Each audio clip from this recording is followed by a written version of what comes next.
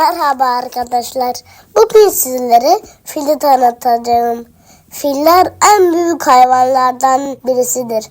Bak ne kadar büyükler. Öyle ki bir fil hemen hemen bir araba kadar ağır.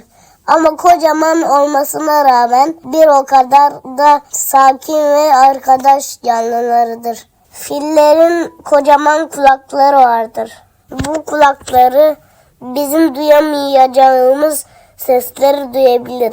Çok hassastır. Aynı zamanda bu kulakların bir özelliği daha vardır. Filler bu kocaman kulaklarını aynı yelpaze gibi sallayarak sıcak yaz gününde serinlerler. Bak nasıl da sallıyor kulaklarını. Fillerin bir diğer özelliği de upuzun burunlarıdır. Bu burunları çok hassastır. Aynı bizim ellerimiz gibi filler de burunlarını bir şeyleri tutmak için birilerini sevmek için kullanırlar. Aynı zamanda burunlarıyla litrelerce su çekip yine serinlemek için kendi üstlerini su fışkırtabilirler. Nasıl da su fışkırtıyor görüyor musun? Bak şimdi de dalları kopartıyor ve yemek için ağzına götürüyor. Aynı bizim yemek yerken elimizi kullandığımız gibi. Filler aynı zamanda ailesine çok sadık ve toplu halde yaşayan hayvanlardır. Hep birlikte hareket ederek yolculuk yaparlar.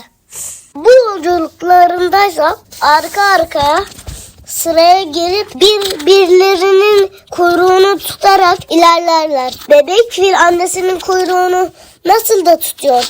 Aynı zamanda filler çok iyi bir hafızaya sahiptir. Bir gördüğünü bir daha unutmaz. Bu nedenle iyi bir hafızası olan insanlara da fil gibi hafızası var deriz. Dinlediğiniz için teşekkür ederim. Arkadaşlar şimdi hepimiz birlikte fil şarkısını söyleyelim.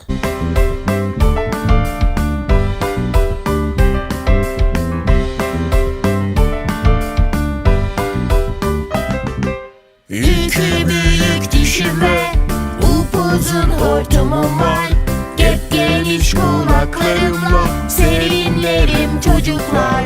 Haydi haydi biliniz, çok kolay bir adım var.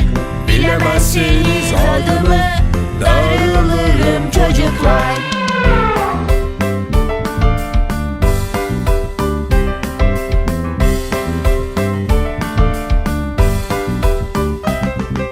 Koskocaman 4 ayağım, bir küçük kuyruğum var. Çamuru ben çok severim, bol bol yeşillik yerim. Haydi haydi biliniz, çok kolay bir adım var. Bilemezseniz adımı, darılırım çocuklar.